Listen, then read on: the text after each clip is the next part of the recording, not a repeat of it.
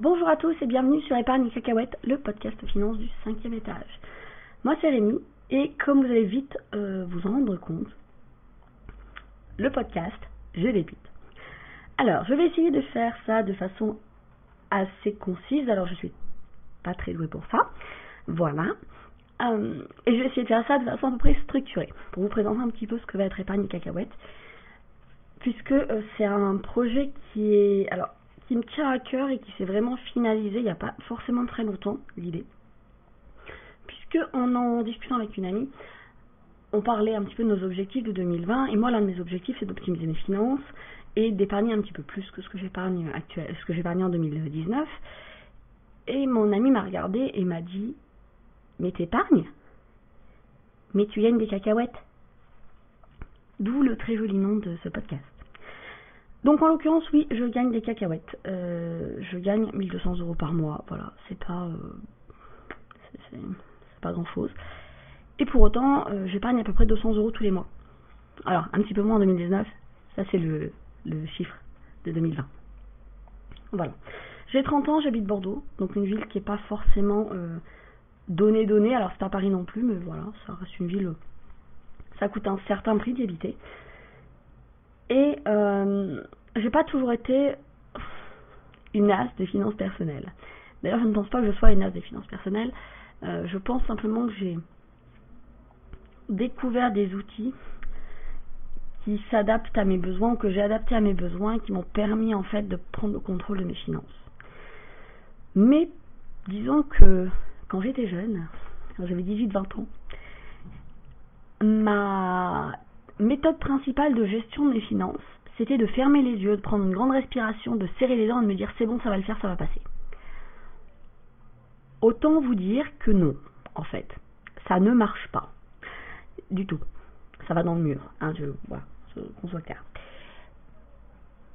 Et c'est quelque chose que, bien évidemment, j'ai découvert, j'ai fini par découvrir, heureusement d'ailleurs, suite à, on va dire, un combo de 2 événements qui se sont passés il y a plusieurs années maintenant et qui m'ont fait réaliser que ma vision de l'argent n'était pas du tout viable, d'une part, que la façon de le gérer était juste pourrie, et ça m'a fait complètement repenser en fait ma vision de l'argent, la façon dont je le gère.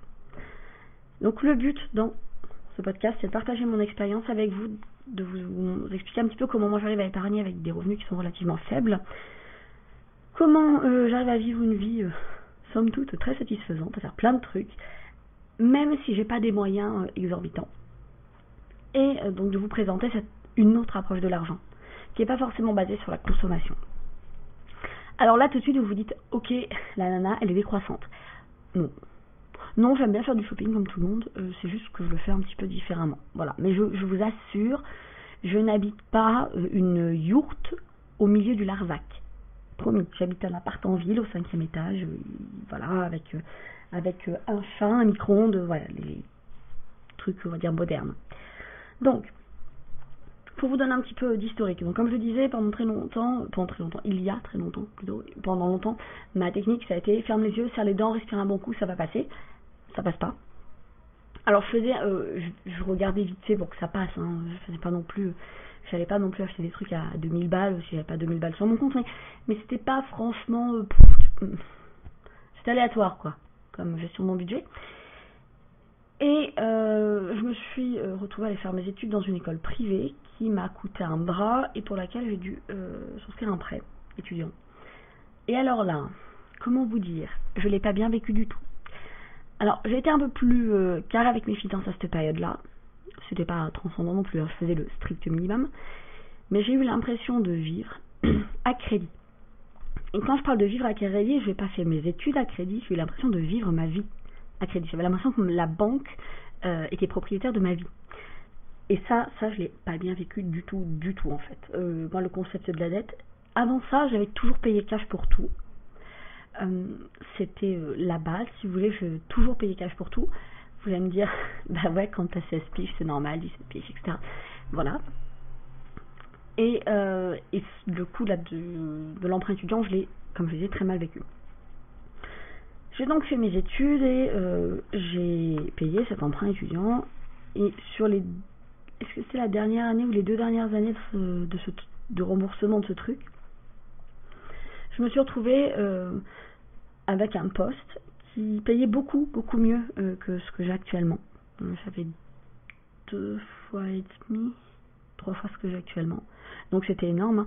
Je devais avoir 2 fois ce que j'ai actuellement en fixe, et après on avait des primes aux résultats, donc autant vous dire que voilà, j'étais beaucoup mieux payée. Sauf que ça a coïncidé, en fait, il y a eu un ensemble de choses. J'avais l'impression de vivre ma vie à crédit. Je faisais beaucoup d'heures, en fait. C'était toujours plus loin, toujours plus beau, toujours plus fort, etc. Et j'ai fini par faire un burn-out. Un gros burn-out. Un burn-out, genre, à passer un certain nombre de mois sur le canapé de mes parents à pleurer, en fait. Donc j'étais vraiment pas bien du tout. Et j'étais... c'est même pas à pleurer, en fait. J'étais complètement... comment vous dire? J'étais en nuance de gris. J'étais complètement à plat. Émotionnellement, j'étais à plat. Physiquement, j'étais à plat. Voilà, ça l'a pas fait du tout, en fait. Donc, voilà. Quand j'ai commencé à m'en relever, j'ai décidé d'opter pour un boulot qui était moins prise de tête, qui était plus... peut-être moins... clairement moins prestigieux, hein, soyons clairs, qui me faisait gagner beaucoup moins d'argent, mais qui me permettait aussi d'avoir la liberté d'esprit, de me poser les bonnes questions, de reprendre le temps de vivre, de me poser les bonnes questions et de voir vers quoi je voulais me diriger, en fait. Donc ça, c'est le pourquoi du comment des 1200 balles par mois, en fait. Et au final, je me rends compte que je suis beaucoup plus heureuse avec 1200 € par mois que je ne l'étais avec 2000 et quelques. Presque 3000. Voilà. Parce que j'ai pas du tout organisé ma vie de la même façon. Ça veut pas dire que je veux rester avec un poste, je veux rester faire toute ma carrière à un poste comme ça. Simplement, j'ai pris le recul nécessaire pour arriver à identifier les signes qu'un environnement de travail est toxique. Voilà. Donc globalement, voilà. Donc à l'heure actuelle, je suis contractuelle dans la fonction publique.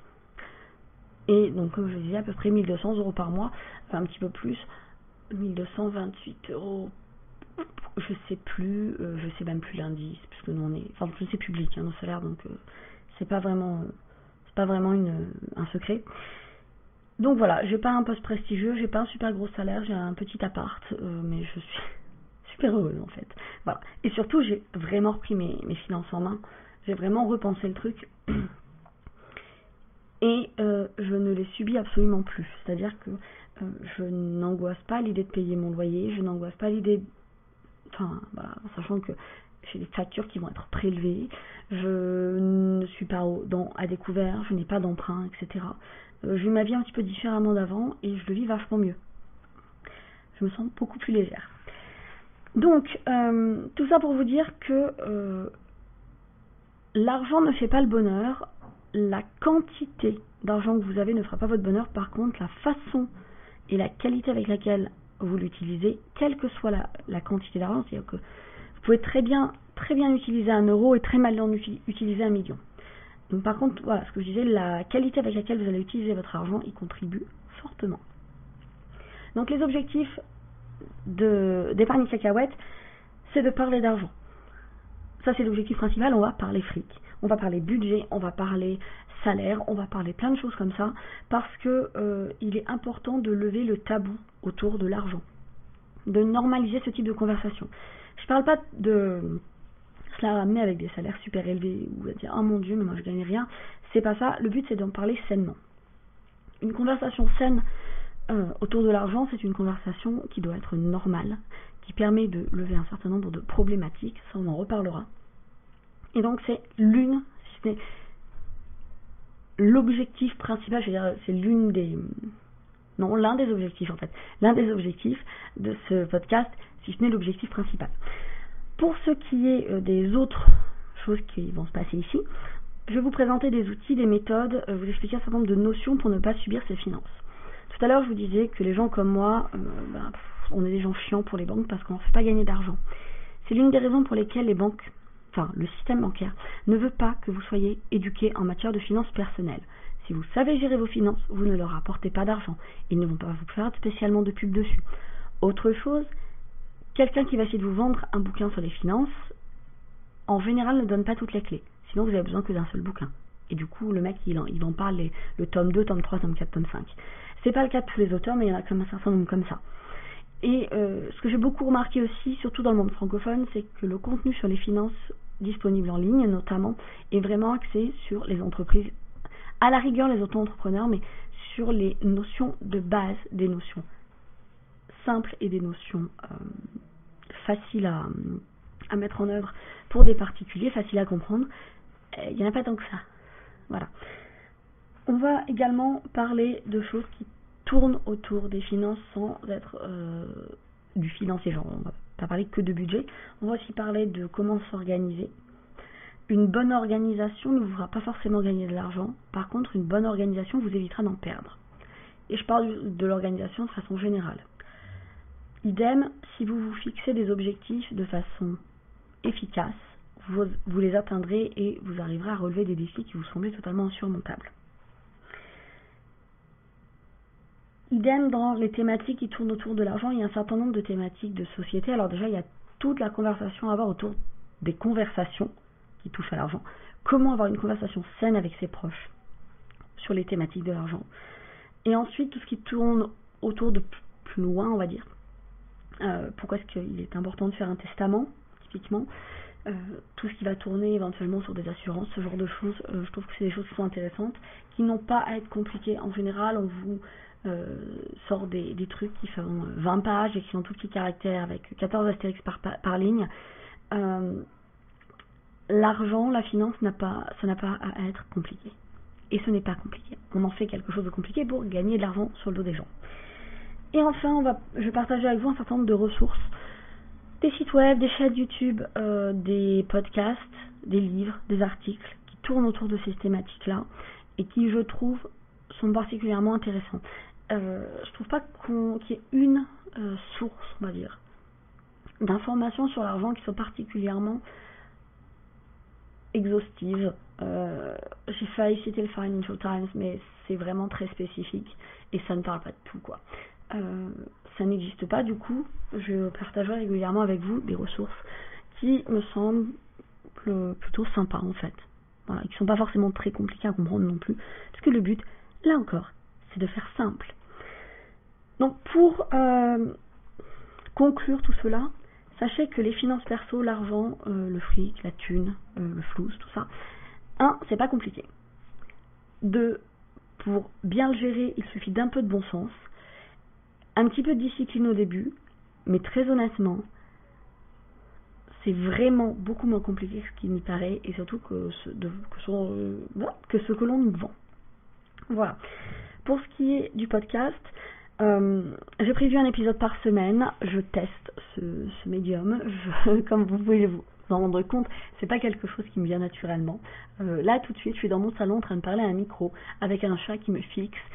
Et dans ses yeux, je lis, mon Dieu, mon humaine est totalement barrée, elle cause toute seule. Donc voilà, c'est pas le truc le plus évident du monde. J'espère que ça ira mieux avec le temps. Si vous voulez discuter un petit peu autour des différents podcasts, des différents épisodes, vous pouvez me retrouver sur Instagram. Donc j'ai créé un flux Instagram spécifiquement pour le podcast. Comme ça, si vous avez des questions, des remarques, si j'ai dit des énormités pendant un épisode, n'hésitez pas. Je ne prétends absolument pas avoir la science infuse, hein, clairement pas. Je vous propose pas une vérité absolue, je vous propose pas une solution miracle hyper rapide. Vous savez, ce fameux gagner 10 000 € par mois de chez vous super facilement. Ça fonctionne pas comme ça. Voilà, ça fonctionne pas comme ça. Mais par contre, ce que je vous propose, c'est assez simple. Bon. Donc vous pouvez essayer si ça vous intéresse. Et puis voilà. Et une dernière chose, je pense qu'il est important de mentionner, je n'ai absolument rien à vous vendre. Voilà. Je n'ai rien à vous vendre. Ce podcast, c'est juste pour le fun. Je ne le monétise pas. Je ne compte pas le monétiser. C'est un peu comme le blog. C'est un truc fun. Je trouve ça sympa d'en parler. Ça m'intéresse. Je me dis que ça peut peut-être vous intéresser, mais je ne souhaite pas le monétiser. Voilà. Comme ça, je sais pas. Je me dis que j'ai un peu plus confiance dans les gens qui... En tout cas, j'ai tendance à...